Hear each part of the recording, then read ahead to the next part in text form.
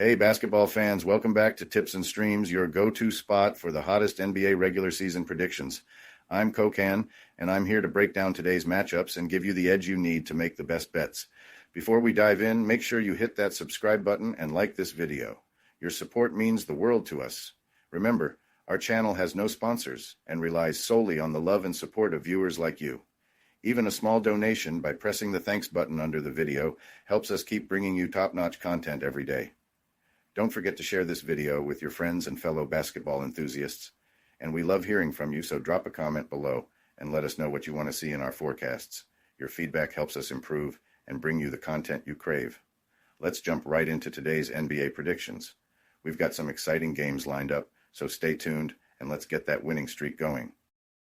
Today we have predictions for 6 NBA games. The first prediction for today is for a game between the Orlando Magic and Brooklyn Nets. All right, let's dive into this one because we've got a rematch between the Magic and the Nets that has me intrigued. On Friday, Orlando came into Brooklyn and absolutely embarrassed the Nets, walking away with a 123-100 blowout win. It wasn't just a win, it was a statement. The Magic, now riding high with a 14-7 record, are easily the hottest team in the league right now. I mean, they've won 9 of their last 10 games, and if you're betting against them, you're probably lighting money on fire. This team is locking teams down on defense like it's their full-time job. They're holding opponents to just 102.8 points per game, which is the best in the league by a mile. Their perimeter defense? Forget about it. They're making it impossible for teams to get comfortable, and even without their superstar, Paolo Banchero, this squad is cooking. Franz Wagner was the guy on Friday, dropping 29 points while hitting 12 of his 20 shots, including 3 triples. The supporting cast showed up too. Caldwell Pope was nearly flawless, and Wendell Carter Jr. chipped in efficiently. Here's the thing. Orlando's offense isn't exactly lighting up the scoreboard. They're sitting near the bottom in points per game and three-point shooting, but they make up for it with effort plays. They hustle, crash the boards when it counts, and force turnovers. On Friday, they grabbed 11 offensive rebounds and snagged 13 steals. Those extra possessions are a killer, especially for a team like Brooklyn that's struggling to keep up. Now, Brooklyn, oh man. Friday was rough. Without Dennis Schroeder, they looked completely out of sync. Scoring hasn't been a big problem for them this season. They're solid from deep and great at the line, but their defense is borderline non-existent. They're giving up over 114 points a game, and it feels like they're allergic to rebounding. Cam Johnson tried to hold it down on Friday with 14 points, and Shake Milton provided a spark off the bench, but it wasn't nearly enough. The Nets were bullied inside, and their defense was basically a red carpet to the rim. If Schroeder plays tonight, the Nets could put up more of a fight. He's the kind of guy who makes everyone around him better. He's got that court vision and control that this team desperately needs. But if he's out again, I don't see how Brooklyn can stop the bleeding. They'd need to shoot lights out from deep and find some way to protect the paint. And let's be real, against a defensive powerhouse like Orlando, that's a tall order. As for the total points, Friday's game went way over what you'd expect from these two teams. But that felt like an outlier. Orlando loves to slow the game down, grind teams out, and win with defense. I don't see this one turning into a shootout. Brooklyn's offensive struggles without Schroeder and Orlando's ability to clamp down should keep the score much lower this time. I'm all in on the under of 212.5 points for this matchup. If you want my take, I just can't bet against the Magic if Dennis Schroeder is out of the picture tonight. It's pretty straightforward. If Schroeder suits up, I'm leaning toward the Nets to cover. But if he's sidelined again, there's no way I'm fading the Magic. They've been too hot to ignore. So, here's the move. If you're thinking about putting some action on this game, do yourself a favor and check that Nets injury report first. It's a game changer. Now, Brooklyn, oh man. Friday was rough. Without Dennis Schroeder, they looked completely out of sync. Scoring hasn't been a big problem for them this season. They're solid from deep and great at the line, but their defense is borderline non-existent. They're giving up over 114 points a game, and it feels like they're allergic to rebounding. Cam Johnson tried to hold it down on Friday with 14 points, and Shake Milton provided a spark off the bench, but it wasn't nearly enough. The Nets were bullied inside, and their defense was basically a red carpet to the rim. If Schroeder plays tonight, the Nets could put up more of a fight. He's the kind of guy who makes everyone around him better. He's got that court vision and control that this team desperately needs. But if he's out again, I don't see how Brooklyn can stop the bleeding. They'd need to shoot lights out from deep and find some way to protect the paint. And let's be real, against a defensive powerhouse like Orlando, that's a tall order. As for the total points, Friday's game went way over what you'd expect from these two teams. But that felt like an outlier. Orlando loves to slow the game down, grind teams out, and win with defense. I don't see this one turning into a shootout. Brooklyn's offensive struggles without Schroeder and Orlando's ability to clamp down should keep the score much lower this time. I'm all in on the under of 212.5 points for this matchup.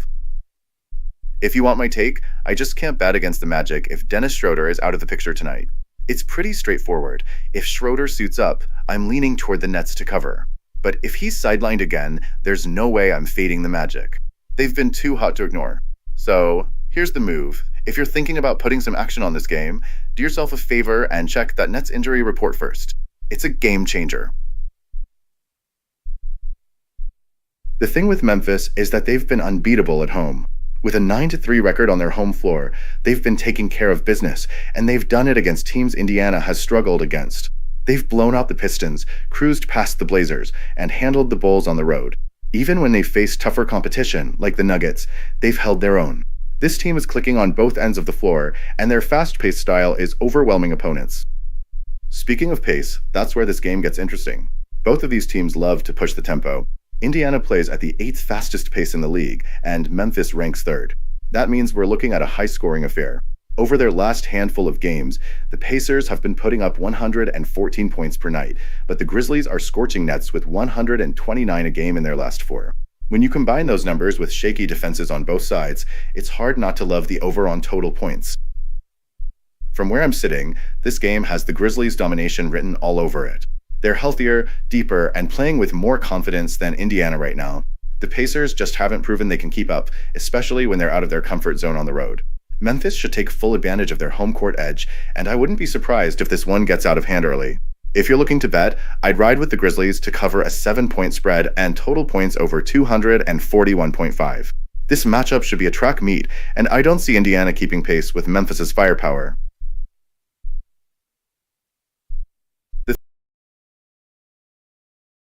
Welcome to BetUS, Sportsbook and Casino, your ultimate hub for secure and thrilling sports betting and casino gaming. BetUS is one of the oldest and most reliable online sportsbooks in the U.S., serving millions of clients all over the globe each month.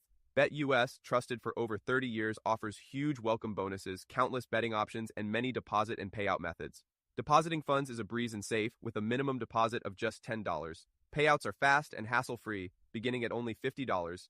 Choose from various payout options like MoneyGram, couriered check, cryptocurrency, or bank wire. Signing up is quick and easy. For signing up, you can use the link in the description and enjoy a generous 125% welcome bonus of up to $3,000. By signing up using the link in the description, you'll also support us as we earn a small commission from your registration at BetUS. Thank you for supporting us. Join now and start winning.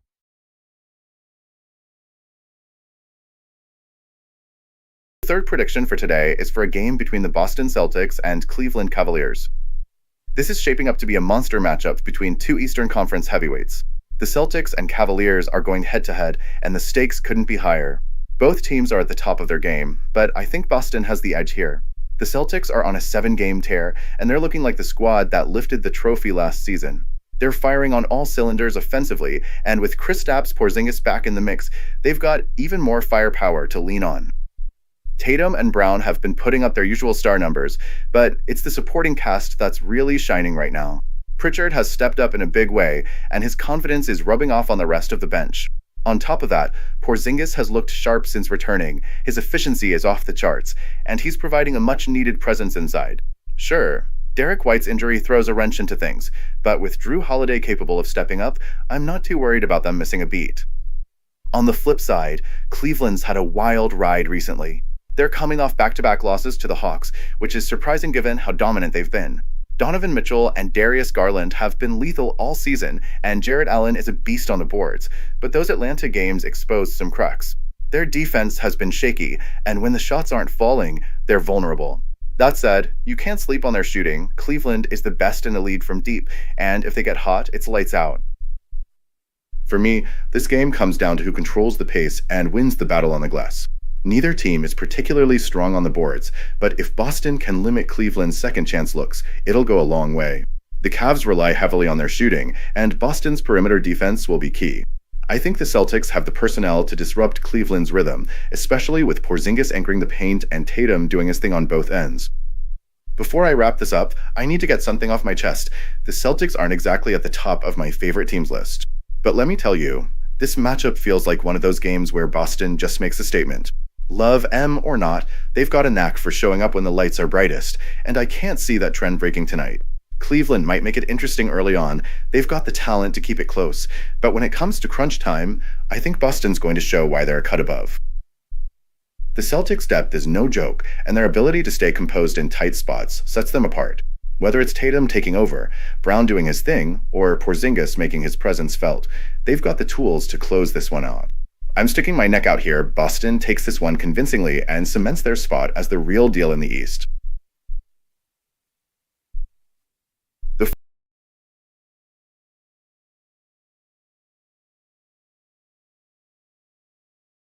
Before we move on, I have a quick favor to ask. If you're enjoying the content, please take a second to like this video and subscribe to the channel. Subscribing might seem like a small action, but it actually makes a big impact for us. Plus, it's completely free for you. Have you clicked that subscribe button? Awesome, thank you so much for your support. Now let's dive back into the video. Fourth prediction for today is for a game between the Oklahoma City Thunder and Houston Rockets. All right, let's break this one down. The Houston Rockets and Oklahoma City Thunder are squaring off in what promises to be a defensive masterclass. Both teams have been tearing it up in the West, and this matchup feels like it's got that heavyweight fight vibe. Two squads that know how to lock things down and grind out wins. Let's start with the Thunder. These guys are a defensive machine, plain and simple. They're sitting at 15-4 on the season, and a big part of that is their ability to frustrate opposing offenses. On the road, they're holding teams to just 100.9 points per 100 possessions. That's elite, and it's no wonder they've been on a tear lately, rolling through teams like the Kings, Warriors, and Lakers on this current road trip. Shai Gilgeous-Alexander has been nothing short of spectacular. The dude is a walking problem for defenses, smooth, composed, and always in control. But here's the catch: Oklahoma City struggles big time on the boards. They're dead last in offensive rebounding allowed, and that's a major red flag, especially against a team like the Rockets that loves to attack the glass. Speaking of Houston, they've been cooking at home. Sitting at 14-6 with an 8-3 record in their own building, this team knows how to protect their house. Their defensive numbers are no joke either, second in the league, allowing just 104.8 points per 100 possessions. They're a scrappy, grinded-out kind of team that thrives in front of their home crowd. That win against Philly the other night, it was a roller coaster. They jumped out early with a 35-point first quarter, looked like they had the game on ice, and then let the 76ers claw their way back to force OT. Still, Houston kept their composure and handled business when it mattered most. Now, here's where things get interesting. The Thunder have been nearly unstoppable lately, but their rebounding issues could haunt them against Houston. The Rockets love second-chance opportunities, and if they can capitalize on that, it might tilt the game in their favor. On the flip side, stopping Shai is priority number one for Houston. Let him get into a rhythm, and it could be a long night for the Rockets. When it comes to picking a side, it's tough. Both teams are defensive juggernauts, and I don't see either one running away with this.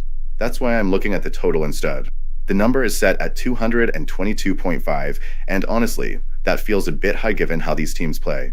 The under has hit in 11 of Houston's games this season, including 6 at home. For the Thunder, it's 6-3 on the road. Both squads pride themselves on making life miserable for opposing offenses, and I don't see this one turning into a shootout. At the end of the day, I think this game is going to be a slugfest, low scoring, physical, and decided in the trenches. If I had to lean, I'd give a slight edge to the Thunder just because they've been so consistent, but betting against Houston at home isn't easy. That crowd gets into it, and the Rockets feed off that energy. My play here? I'm riding with the total staying under 222.5. This one's got defensive war written all over it. The fifth prediction for today is for a game between the San Antonio Spurs and Sacramento Kings. The Spurs are rolling into Sacramento, and I have to admit, this team has been one of the more pleasant surprises of the season. Who would have thought they'd be sitting at .500 right now, especially without Greg Popovich on the sidelines? Pop's absence after his recent stroke could have been a major setback, but this squad hasn't missed a beat. Victor Wembanyama is already living up to the hype. The rookie is putting up 23.4 points a night, and while his shooting numbers could use some polish, you can't deny his impact on both ends of the floor. He's a game changer, plain and simple. Adding Chris Paul and Harrison Barnes over the summer was a masterstroke. CP3 is out there orchestrating like the maestro he's always been, and Barnes has been Mr. Reliable, doing the dirty work on both ends. And let's not sleep on Stefan Castle, who's quietly averaging 11.5 points per game as a rookie. This team is all about sharing the rock, leading the league in assisted field goal percentage at an insane 70.9%. That tells me one thing: they're playing real, unselfish basketball. Looking at their recent stretch, they've been putting together some solid performances. Sure, they hit a speed bump against the Lakers with that 18-point loss on November 27th, but before that, they were on a heater, taking down the Warriors and Thunder during a 4-game win streak. This team has shown they can hang, especially as underdogs. They're averaging 110.3 points per game while giving up 110, so they're keeping things tight, but they've proven they can grind out wins when it matters. On the flip side, the Kings have been, well, confusing. You bring in a guy like DeMar DeRozan to give the team a boost, and yet it hasn't clicked the way you'd hope. DeRozan's putting up 22.6 points a game, which is solid, but the chemistry just feels off. De'Aaron Fox is still the go-to guy, leading the team with 27.7 points per game, but let's be real, his performances are all over the map. He'll drop 60 one night, then vanish the next. Domantas Sabonis is doing his thing, with nightly numbers of 20.4 points, 12.9 boards, and 6.4 dimes, not to mention 4 triple-doubles already. He's the glue for this team, but even he can't fix everything. The Kings' big problem? They're just not good enough in the areas that count. Their three-point shooting is sitting at 33%, which puts them near the bottom of the league, and their bench scoring is a paltry 25.9 points per game. Those are numbers that won't get it done, especially in a league where spacing and depth are king. They've dropped 4 of their last 6, including a head-scratcher against the Blazers where they were 7.5-point favorites and still lost by 9. That kind of inconsistency makes it hard to trust them. These two teams already faced off earlier this season, and it wasn't pretty for Sacramento. The Spurs rolled to a 106-96 win, and it wasn't even close. The Kings had no answer for Wembanyama, and their lack of defensive intensity was glaring. Now, with DeRozan questionable for this game after missing the Blazers matchup, things don't look much better for Sacramento. If you're looking at the betting angles, I'm leaning heavily towards the Spurs. They've been way more reliable, and getting them at plus 5.5 feels like a gift. Sacramento's just too erratic for me to back with any confidence. And when it comes to the total, I'm all over the under at 225.5. Neither of these teams is lighting up the scoreboard, and they're both near the bottom of the league in possessions per game. The first meeting only hit 212 points, and the Kings have been held under 110 in 7 games this month. The Spurs, meanwhile, seem comfortable in lower scoring affairs, so I don't see this one turning into a shootout. Bottom line, I'm expecting the Spurs to cover the spread here. They've got the momentum, the chemistry, and the edge in this matchup, but I'm riding with the total points staying under 225.5. The 6th prediction for today is for a game between the Denver Nuggets and Los Angeles Clippers. The Denver Nuggets and Los Angeles Clippers are set to square off, and this one has all the makings of a must-watch game. Denver's riding on the brilliance of Nikola Jokic, a guy who seems to redefine what a big man can do every time he steps on the court. Watching Jokic this season is like seeing a maestro in action. He's dropping dimes, pulling down boards, and scoring at will.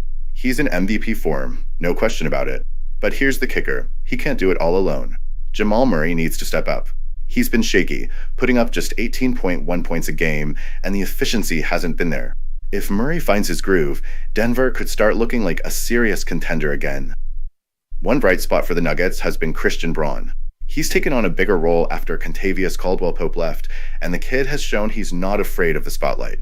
Michael Porter Jr. has been doing his thing too, but it's clear this team's success starts and ends with Jokic.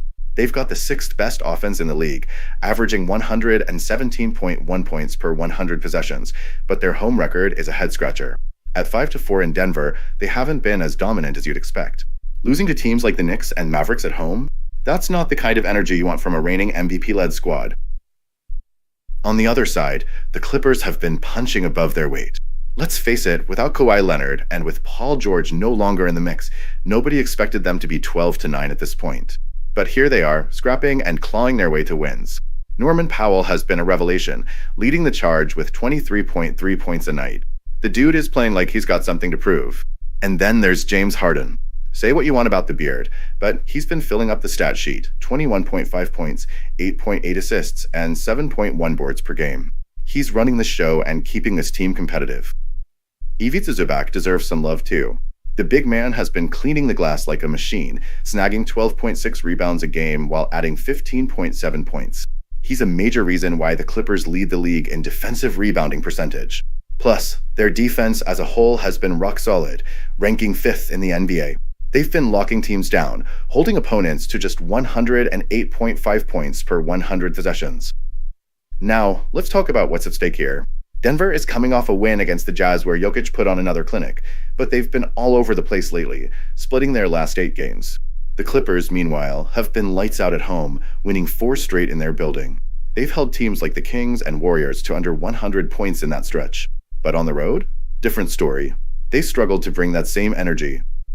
If Denver wants to get the win, they need Murray to find his rhythm and Porter Jr. to chip in consistently.